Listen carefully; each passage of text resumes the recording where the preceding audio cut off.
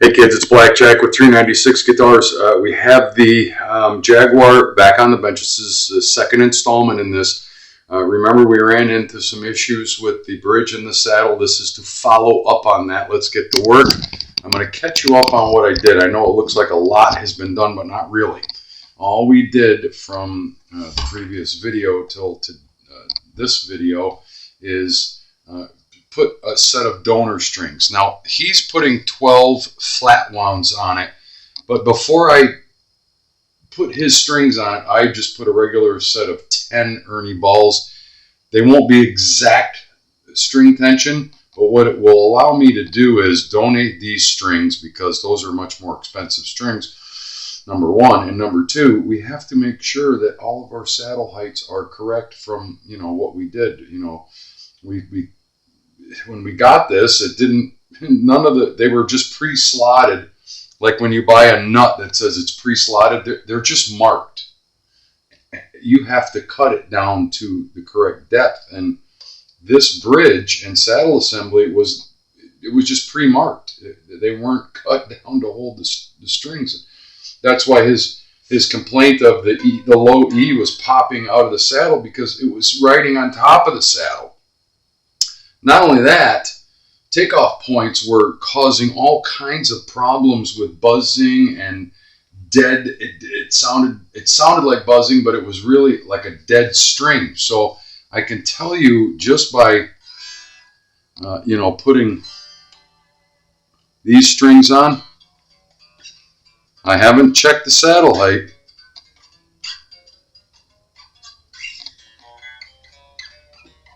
Off camera, I checked every fret, and it now is responding because we have good takeoff points here. And I haven't even finished this yet. So just by eyeballing it through experience, I kind of know where I wanted them. I'm going to guess that this one's going to be okay. And then these, you want to tail them off, but that can be tricky. So what I like to do is I set them all at the same height, okay? Even though on a tune-o-matic, it would be a little bit taller on the bass side, a little bit shorter on the treble side, but I want to make sure that our saddles are correctly following the radius of the board, because they weren't, and now they are, or they should be. So we're going to learn together just how good my work is. Tune to pitch, 5/64, 5/64, 5/64, 5, a little above 5. So,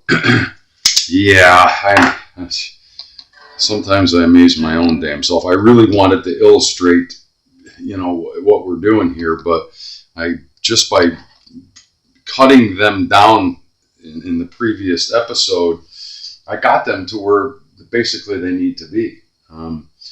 By not going too deep, just deep enough, we widened it more than we went deep.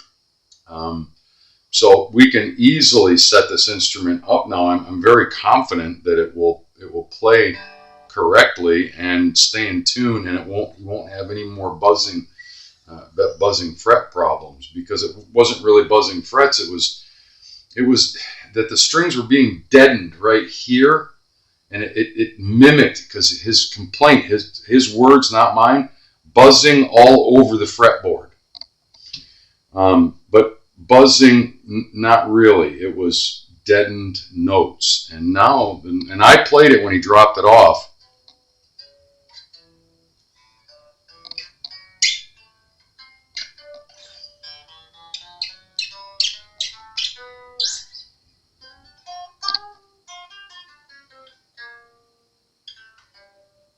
Now notes are ringing true, and there's no buzzing.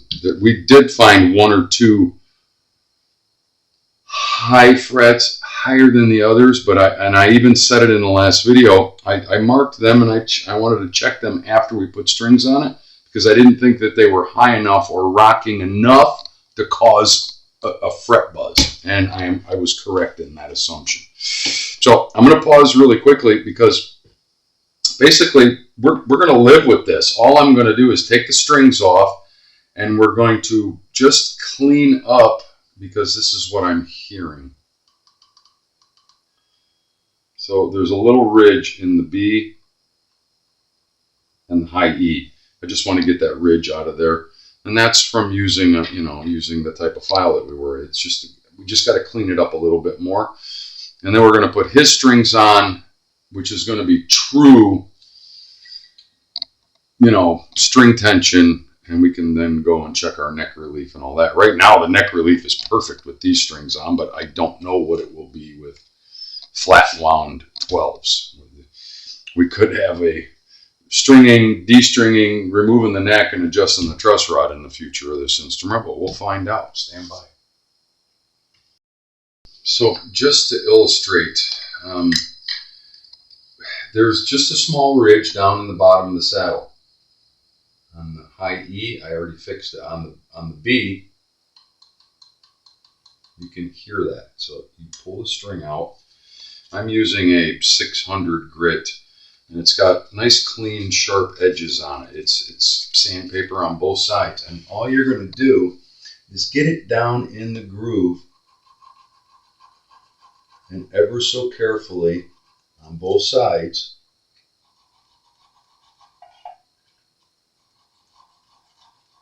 And make sure that you're rolling over the saddle on both sides, the treble and the bass side of the saddle slot. And then you test it. Still just a little bit.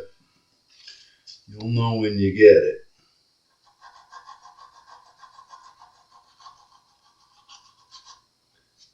You'll know when you get it.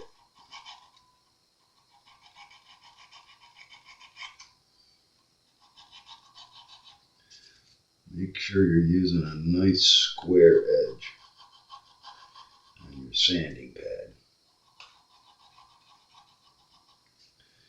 And test it again. Almost. If I had a really high-powered magnifying glass, it would show me where the burr is and I could attack it directly. But this is a tried and true method.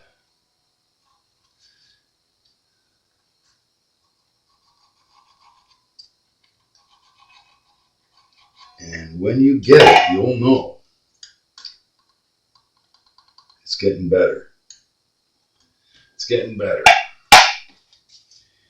The E cleaned right up, whatever burr it was.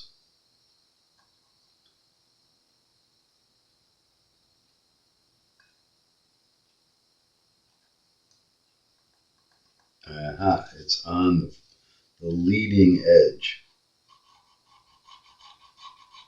more than anything else. It's on the saddle where the string comes up from the back of the guitar. I'm just able to feel it. I think. Anyway.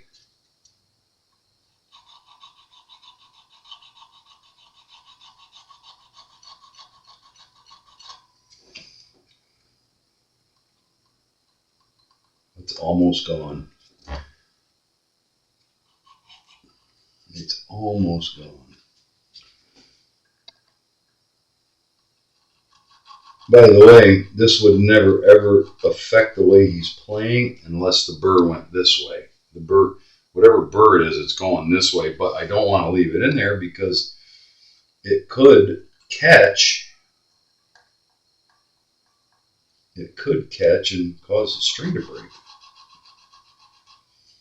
Cause the string to break. We don't want that.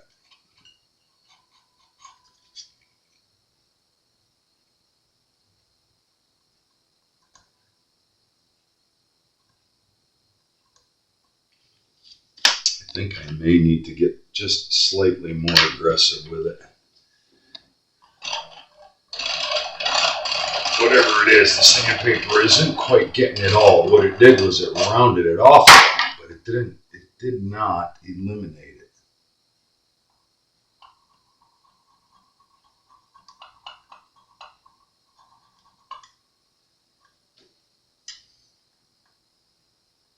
There we go. We're getting it. See how tedious this is? I'm going to actually pause here, but now you see what we have to go through to get these saddles right. And I have to be very, very, very careful not to dig down and cut the saddle any deeper. That's something you definitely do not want to do.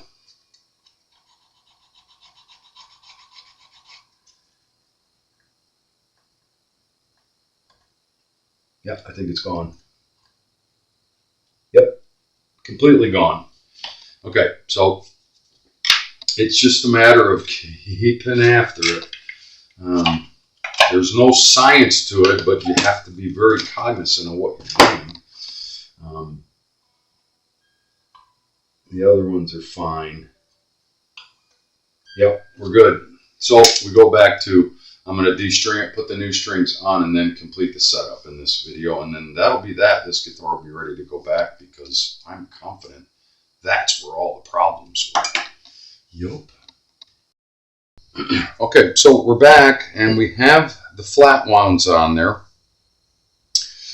We're going to go to checking our settings. What difference did it make putting the flat wounds as opposed to the 10s, the Ernie Ball 10s that I had on there? Well, we're going to find out right now.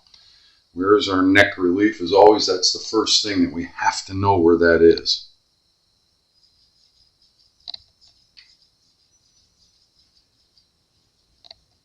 I can live with that. I can live with that.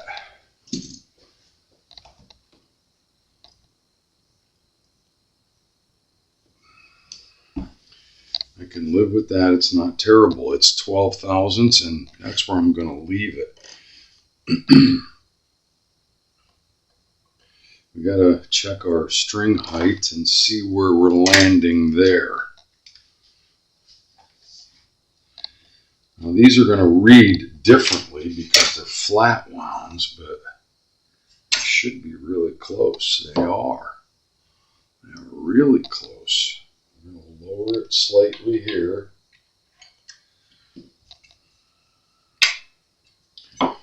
Lower it slightly.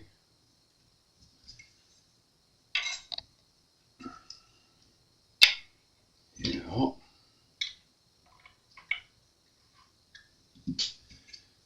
And what we're shooting for, I hope I'm in the vid here. What we're shooting for is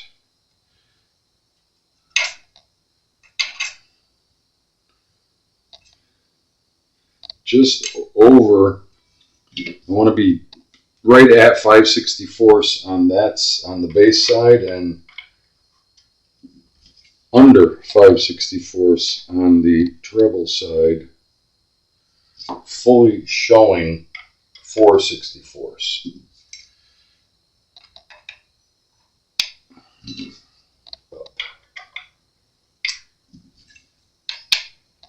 And I'm happy with that. Now let's retune back to tension, back to pitch.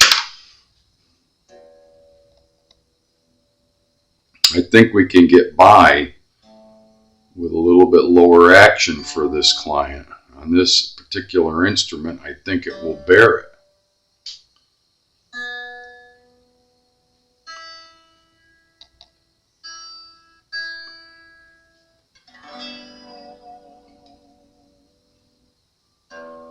They're going to take a while to stretch, so that's 100% certain, but so far it's responding well.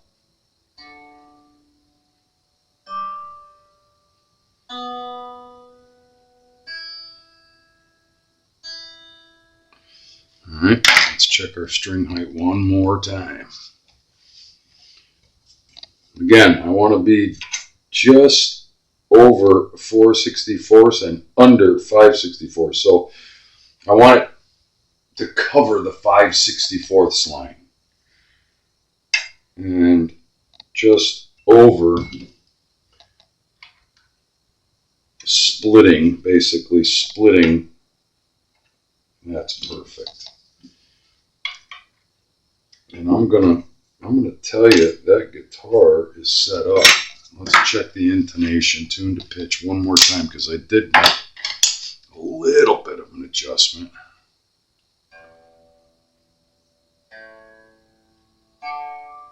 Oh, this, yeah, it likes it.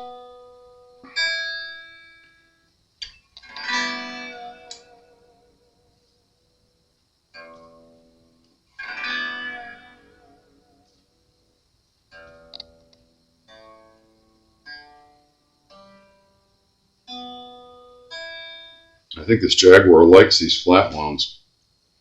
Where was I? Oh, intonation.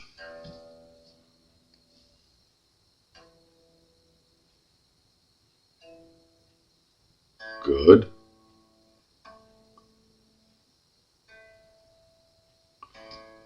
That's a little flat. Yeah, that's too far back there, so. Alright, so I'm chasing intonation at this point, so you know me, I am not going to show you the entire procedure, but I'm going to tell you this, the A is flat, which means the distance between the saddle and the takeoff point at the nut is too long. It's too long, so we need to bring that saddle back this way.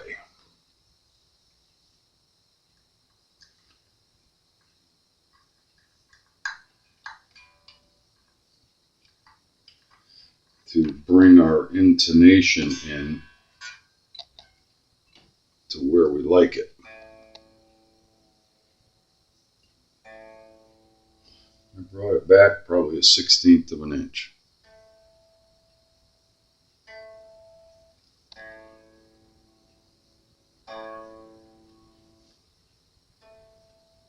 Better.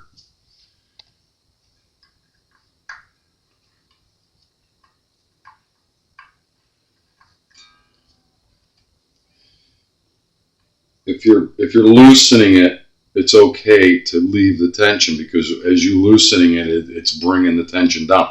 If you're going that way, you need to loosen the string, move the saddle, and then retune.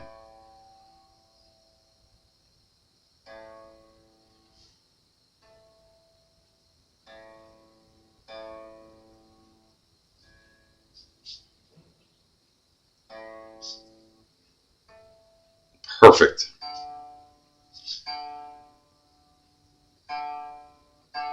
I'm going to guess that probably they're all a little bit out.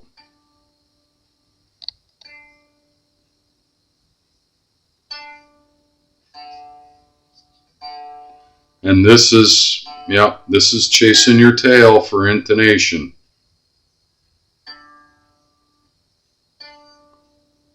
That one's really good.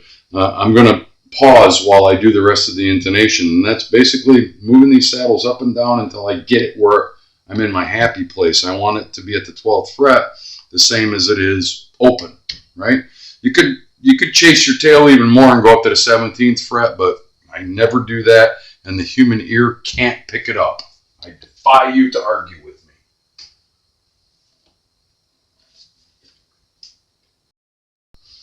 All right, kids, intonation is set. And not only that, it's coming right back into tune. I am so happy the way this guitar is responding. The last thing to do, is pick up height. And it's not terrible.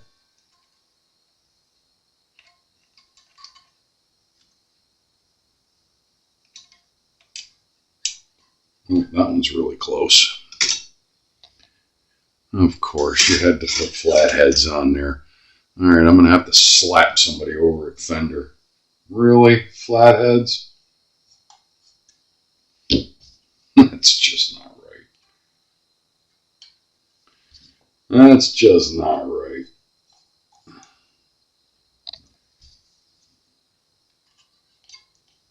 Here we go. Yep.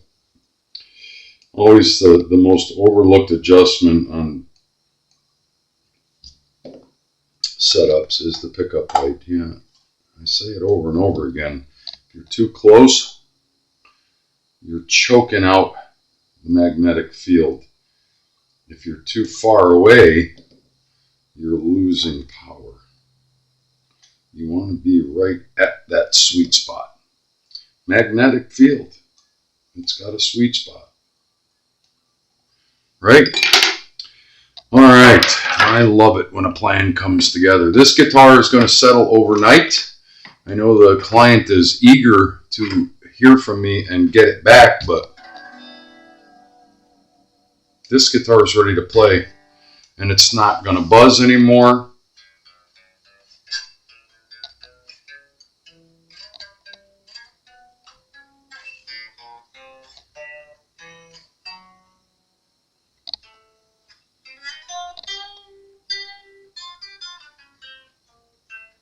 Now, again, I'm not a guitar player. I know a few licks, and that's it.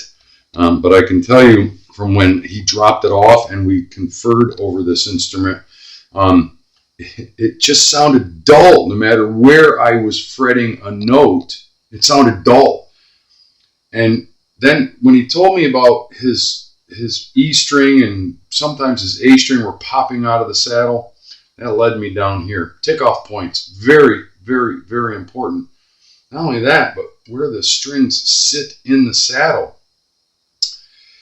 I'm going to stick with my theory that this saddle and bridge assembly was not original to this guitar. First of all, it's smoked black and everything else on the guitar is chrome.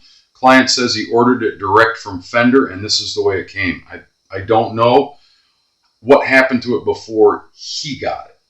Somebody put on this Goto bridge, and it was pre-marked only because every saddle had the same marking in it, but they weren't slotted.